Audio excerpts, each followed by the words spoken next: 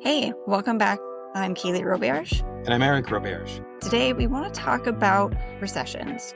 If you're worried about them, if we're about to have one, if we're in one, what do we do after one?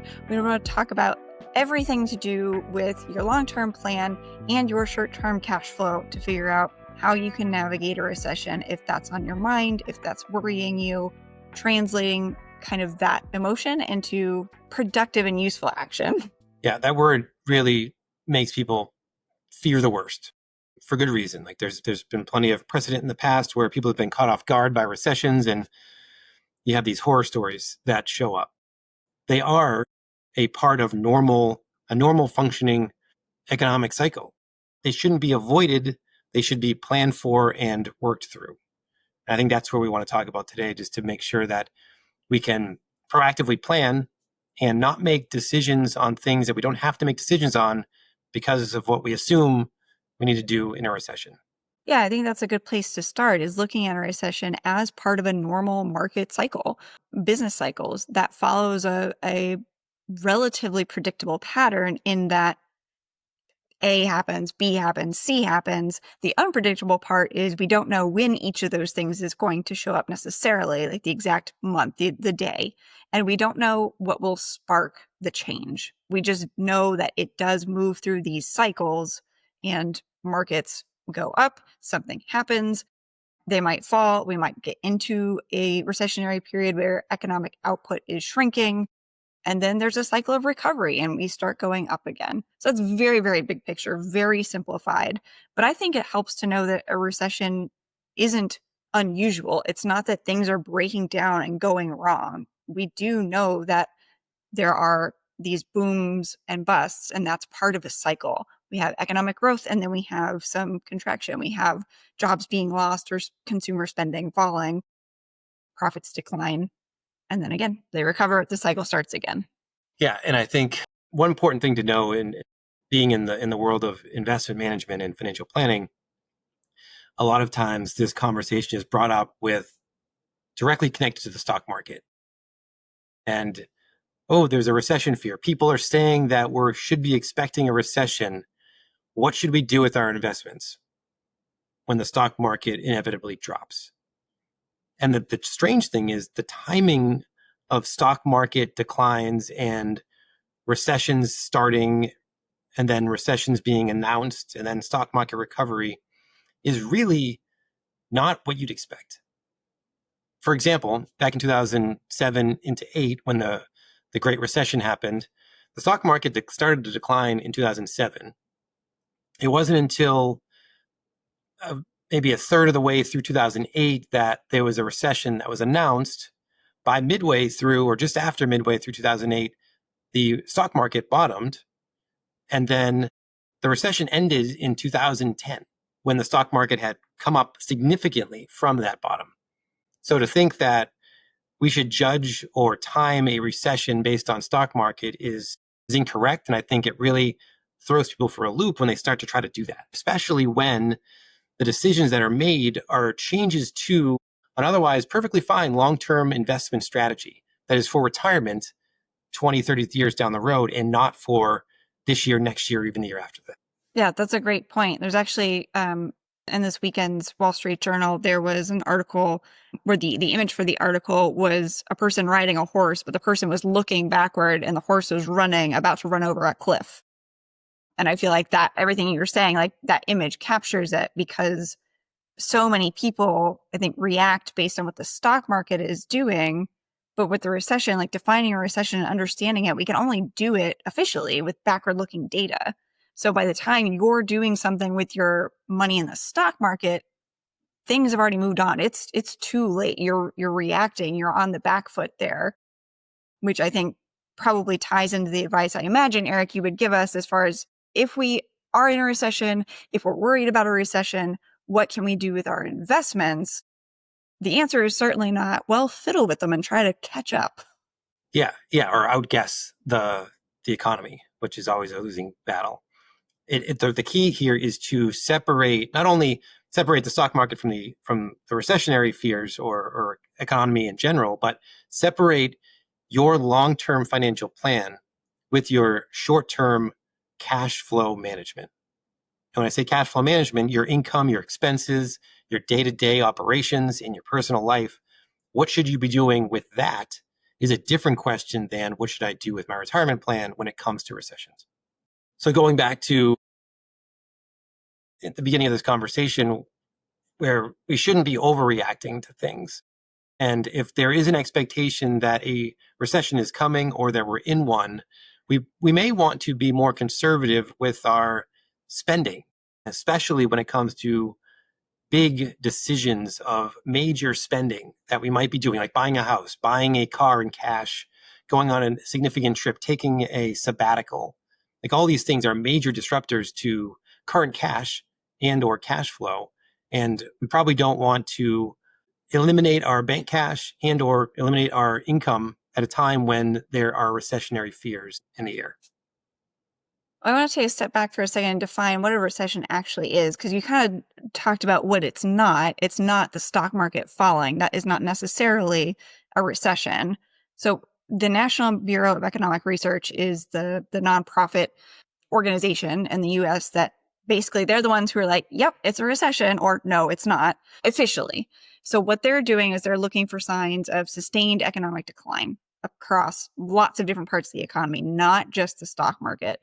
Dips, market downturns, corrections. Again, those are all normal things that we would expect to see in the market too, but they're not necessarily enough on their own to say it's a recession. Everybody panic, right? They want to look at things like people's income, your purchasing power, which is impacted by inflation, unemployment, and then gross domestic product, which Eric, I think is there an official definition of the GDP, what it needs to do to kind of be a recession or at least indicate like, hey, this is like a warning sign that's flashing?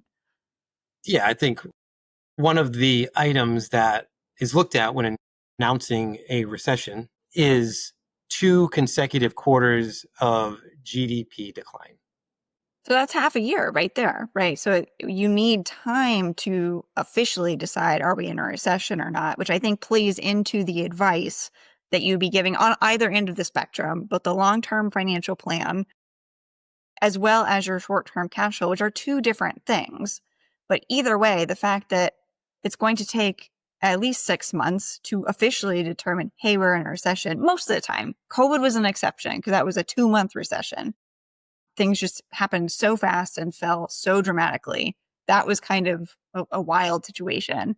But normally it's going to take longer to have a recession sink in, set in, and then have some official body be like, all right, here we are, we're in it.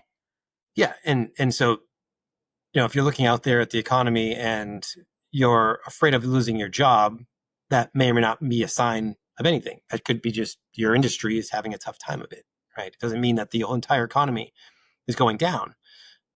People talk about tariffs and other items. It's 2025 is it's a big popular term is tariffs, and because there's so much speculation and just lack of clarity around tariffs, businesses are hesitating to invest. And so if reduced business investment is part of what happens in a recession, well, that's happening because people are just questioning. They don't want to open a factory in one country versus another and then realize that the tariff terms have changed. If you start a factory in a country, that's like a 40-year commitment. That's not like chump change and not just a quick turnaround there. So people meaning businesses, aren't going to be throwing significant dollars around because they're just very unclear as to what's happening. So if there's not significant investment back in businesses, there is decreased production because of that non-investment. And because of that, there might be revenue declines. And if revenues decline, then there's layoffs. So all these things are intertwined. And we just have to pay attention to that.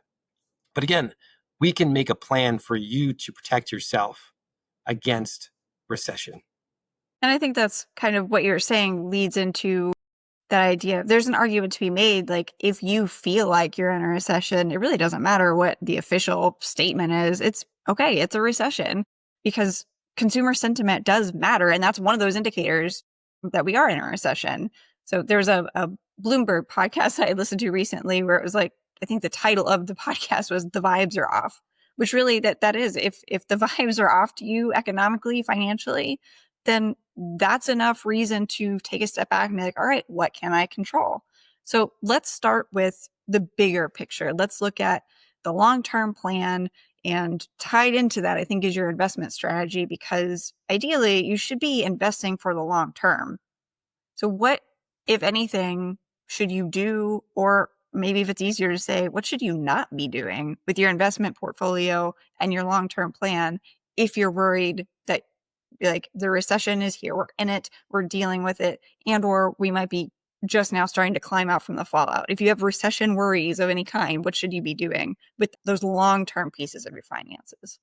Yeah. And so this is going to be with an assumption that you've done planning before this recessionary period. Right? If you're just starting to do your planning now, it's going to be a little bit of a different angle of advice than if you've already planned during times of peace and calm and clarity and more objective versus emotional considerations. Then this is what is the case, right? So you've set up your long-term plan. You've understood what your asset allocation should be for your long-term retirement funds, right? Your accounts that are 401ks, your IRAs, even taxable investment accounts. You have a strategy implemented already. You've chosen your investments, and it's a long-term investment strategy that should be able to sustain itself through the ups and the downs of the market. Because we expect it, right? Because we know it's a normal part of the cycle. And the point is to invest for a full market cycle, not to jump in and out of it. Correct. Because active management, although there are pieces of that working in some factions of your plan, it's more about long-term strategic asset allocation, more of a passive type of approach for your core strategy, because that's been proven to beat out active management over long periods of time for a number of reasons. So if you're doing that and you've already planned for these short-term gyrations in the market, then why would you make a change to the plan that already planned for these short-term gyrations in the market? You shouldn't. Do not touch them. You have to be able to hold on, not touch things, and let this go. So ride it out, because that is going to ultimately be a better long-term play for you than tinkering right now, especially from an emotional perspective, because you feel like something's going to happen or you feel like you need to go to cash. It's just a bad setup for a long-term plan. I think we can do a whole episode on why that's a bad idea. Maybe we should do that next. Of like jumping into cash. There's a lot of data, a lot of research that shows why that's not a good idea. But it's hard. This is, to me, the core challenge of being a quote unquote long-term investor, is that you actually have to sit down and sit on your hands and stick it out for the long term. Like that is the core part of that, is you need to give your investments time in the market, and time in the market is going to include these ugly periods where you just would rather not look at what's going on, because it is scary, it's emotional, it's like I said, it's not fun. Yeah. I mean, it's risk realized, right? The risk out there realized, like you see the drop in the market, you still own the same amount of shares. And that's to be remembered too, because if you sell those shares and you don't own the shares anymore and you've locked in your losses for sure, which is something that is not recommended. Holding on to those shares so that when they grow back in price, your portfolio lifts as well. And then beyond that, because long term, the market is expected to rise, stock prices are expected to rise. That's how they're priced, and that's how economic growth works. So you should just let that happen instead of trying to actively manage it in a way that slows down that growth at best, and at worst completely halts it. That's a good point too, right? If you're in the market and something happens, whatever it is that set it off, you just realize the risk of being an investor. Like you can't, there's nothing to do now. Like there's no risk to be avoided. You already realized it. So, if you find yourself in a hole, stop digging. Digging in this case would be moving to cash and locking in the losses, which are unrealized right now. And you've got time on your side to see a recovery. And again, I think it goes back to your initial point of step one is to follow your plan. Step two is, if you don't have a plan, get one, so that you can have that roadmap during times when you're like, oh my gosh, what do I do? Yeah. And so the other piece too is, so your investments are invested and then you're contributing to these investments along the way. And that's another question people have is, well, should I stop investing right now? I'll leave the money in the market, but should I stop putting new money in the market? And when it comes to your 401k or something that is just automatically going in every month and you're taking advantage of dollar cost averaging, investing consistently over time in a rising market environment, that's a good thing. You shouldn't stop doing that, because when the market goes down, you're actually buying more shares with the same dollars contributed. When the market goes up, you're buying less shares. So you should take advantage of the gyrations of the market by continuing to invest because you have time on your side. Again, this is an assumption of you have 10, 20, 30 years left to go before you're accessing this money, which is why you're in the market and not in cash or bonds or something like that. What you just described is a strategy called dollar cost averaging, which means you're putting money in the market at all times, consistently, periodically, so that you're taking advantage of all the different prices that can arise. But what do you think about buying the dip? Because I feel like that is maybe 10 years ago, that was something that was just floating around like subreddit threads that not a lot of average people were in. But after 2020, after like meme stock explosion, now people are saying they just throw that phrase out of buy the dip. Like that's great investment advice. Like what do you think of that phrase and that mentality? Sounds great. And in reality, if you're buying at a price that is less than the price of the stock yesterday, it's a better deal if you think that stock is going to go up in the long run anyway, right? So anytime the stock market drops, putting money in seems to be a good plan. But to think that you can time the dip or understand when the dip actually happens is a false pretense unless you start to define what you consider a dip. The stock you're investing in drops by a certain percentage. Is the stock market or a certain index, does it drop by 5% or 10% or 20%? Like, what is your marker for the dip? If you have the definition and you have money ready to go to invest and you want to hold on to see if it dips to that point, great. Your risk is that it never gets to your dip and your money sits on the sidelines, and then the market goes back up, and then you're like, well, I missed this round, I'll wait till the next one.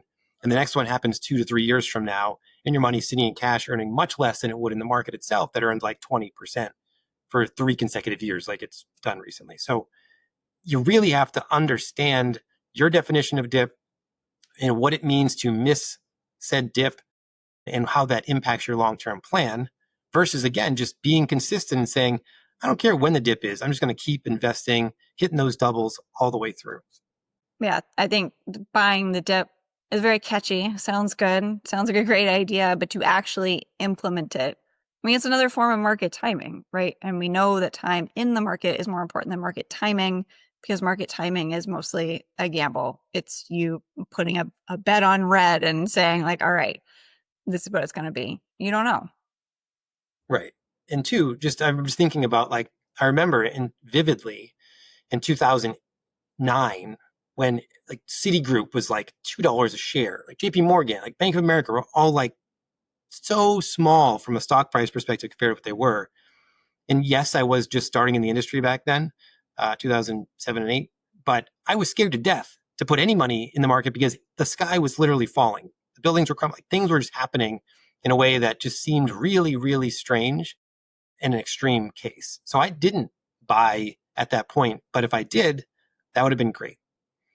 Secondarily, it's one stock versus not. So I'll admit that when First Republic tanked recently, I had my banking with them. I thought they were a great company.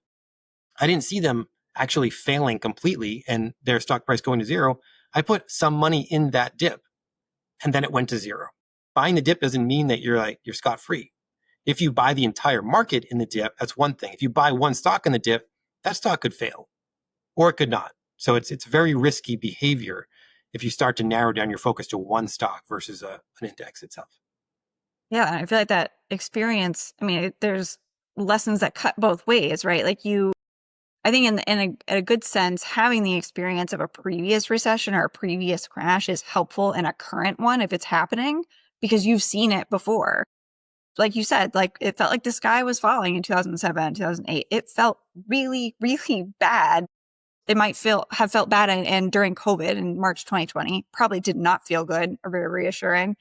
April 2025, when all the tariff stuff was going off it was the first time anybody had heard of it, it was more panic. So it's not that it's this it's different this time. Like you can say that, and yeah, the specific event that sparks it off is probably going to be different. Like all three of those things that I just said were started by very different things, but the reaction in the market was the same. And then the subsequent recovery, the fact that a recovery did happen, that was the same. So it's that idea of history doesn't repeat itself, but it does rhyme, right? So I think that's one thing that you could take from an experience in a previous recession. But then the other way that, the other cut is you saw before those banking stocks go to almost nothing and they recovered in a huge way. So when you saw that again, you're like, oh, let me throw in some money. And it didn't go that way at all. So your past experience, past performance is no guarantee of future results. I think that's important to keep in mind too.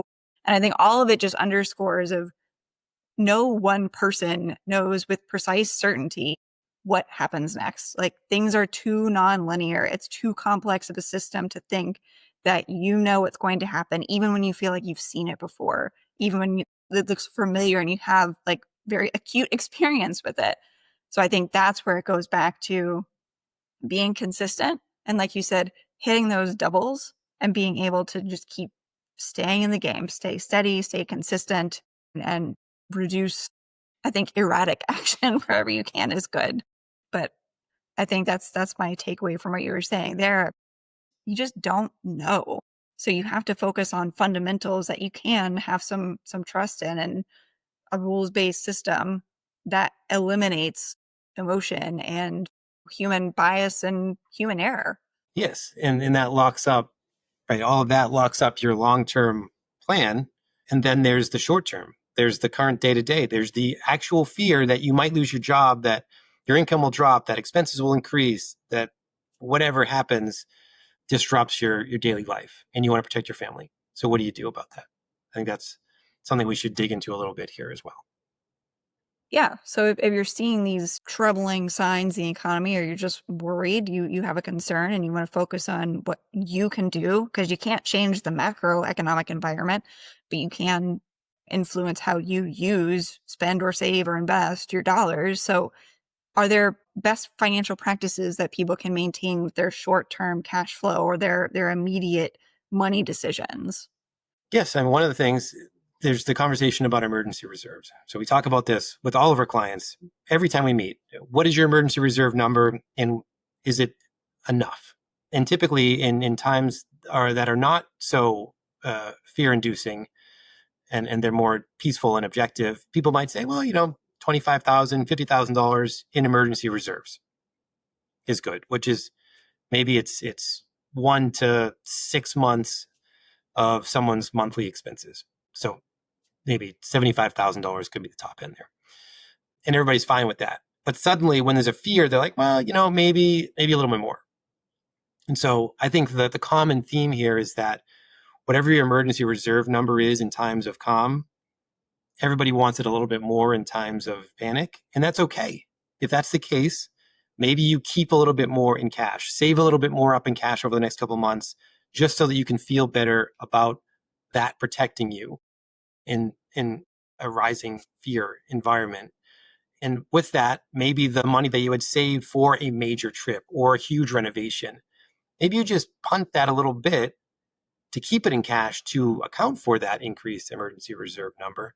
Because I'm telling you right now, if you're a six-figure earner and you have six figures in cash, you're probably feeling a little bit better than the person who is the same six-figure earner, which means they're spending a lot of money too, that has $20,000 in cash.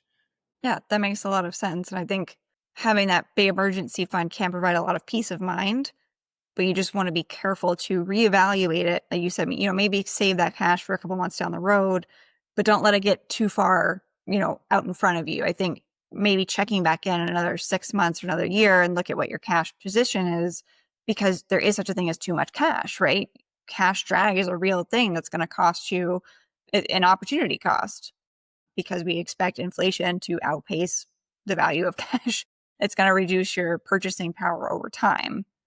So I think a big emergency fund in times of uncertainty is certainly a really nice security blanket, but nothing is set it and forget it. You have to come back to that at some point and make sure that that's really the best use and the best place for your cash. over time. Yeah, and I think another activity you could do is take a look at your budget. Right, maybe you haven't even looked at your cash flow and understanding how much you're spending over months of time. Like that's important. So you should ground yourself in that if you haven't already. But even if you have, play a little game of, all right, how low can you go in this case? So cash flow limbo, I guess you would call it, but just like That sounds understanding. a lot better than like worst case scenario budgeting. I like Yeah, cash flow limbo a lot better. yeah. And so what that would look like is on a monthly basis, how can we reduce our expenses so that in times of challenge, meaning like reduced income, how little can we spend and still be okay and not like struggling or on the street or something, right? Just you're going to have fixed expenses that are pretty locked in. And then maybe if you can reduce your choice spending a little bit, you free up some cash flow and you have a lower spend rate. So you could flick the switch and say, all right, emergencies happening, big emergency account, lower spending, we can get through this. And we have 2 years we can get through this. Right. That's a huge relief because a lot of recessions don't last that long. I think that's a great exercise because it really having an awareness of where your money is going to me is very comforting because I do know, like, well, what if X happens? Like, whatever scenario, worrisome scenario that my anxiety can dream up, I have a pretty ready answer of like, what if this happens? Oh, well, I can cut A, B, and C out of my budget because A, I know what my budget is normally. I know where my money tends to go. And then if something happens, I know what categories of spending are either non-essential, which means I can do without it, not forever, but a period of time to get through whatever we have to get through. Or I know what categories of spending are right now, I can afford it and they feel good. They're nice to have. But if things change, they're not the most important thing to me. Or I'm not like super, super committed to using my money in that way. Like if it's there and we can do it, great. But if something happens, having those two categories of what's not necessarily essential and what isn't the highest priority or absolute most aligned with my values, knowing I can pull a lever, shut that off, and lock down my spending is really comforting. So I think that's a great exercise to do anytime you feel a sense of, financial anxiety, is to make sure that you know where your money is going right now and you know what you could change if a change needed to happen. Yeah. And so combining those two things with even a third thing of like, what is your plan B if you lose your job? Should you be looking right now, like working with a headhunter or placement agency to find another position because you're eventually going to leave your job anyway and you just want to get ahead of that? Or because you're really afraid that you're going to lose your job, but you don't want to. Maybe you have here's how I would make money if I did lose my job scenario. I don't know what that would be. I mean, I'm just thinking like yard work. You just like, could you work in your neighborhood just to clean up yards while you are out of work or any number of things in that slot to just create some kind of income stream for yourself alongside, looking at unemployment uh, benefits as well, because that in Massachusetts anyway, you can earn $1,050 a week for like 6 months. Right? So that gives you something as well as a backstop. I know why your mind went to like the landscaping is because you used to do that, right? You used to do that way back in the day. So that makes sense that you would think that. So I think that's the point of whatever it is for you, whether you did some freelancing on the side in the past or you had a job in college doing whatever it was. I think that's more the point. Like look back at what is in your skill set. What could you dust off? Like if you had to. Just another one of those things that might give you some peace of mind knowing that like the world is not going to stop or end if something bad happens, that you can get through it. You've got some options.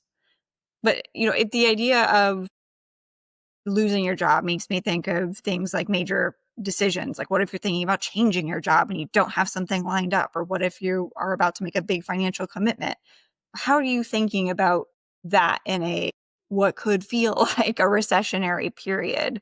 What do you advise on kind of those big decisions, whatever they may be, whether it's a loss of income if you're changing a job, or just a change that you're looking to make and you don't know what's on the other side, or a big financial decision? How do you think about navigating that if someone is worried about a recession? Well, I mean, the easiest thing, and we mentioned this previously in this conversation, where just press pause on that thing.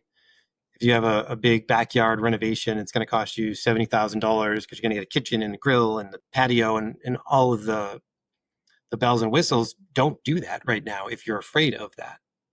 Or you can say, you know what, I'm going to do it anyway, but I'm going to combine that with our reduced spending plan. Like we just talked about, like the emergency case spending. Maybe you just shrink down to that now, do the project, and then you're saving money on the project essentially because you're not spending as much at restaurants or other trips and things you're doing. So you don't have to necessarily pause your entire life because, again, one, you may or may not be entering in a recession. You may or may not lose your job. And so if you look back and say, wow, nothing really happened to me and I wasted 2-3 years of my life worrying, probably not going to feel good about that either. But don't go crazy and say, I'm going to start spending more than I normally do because you're trying to release some stress. Yeah.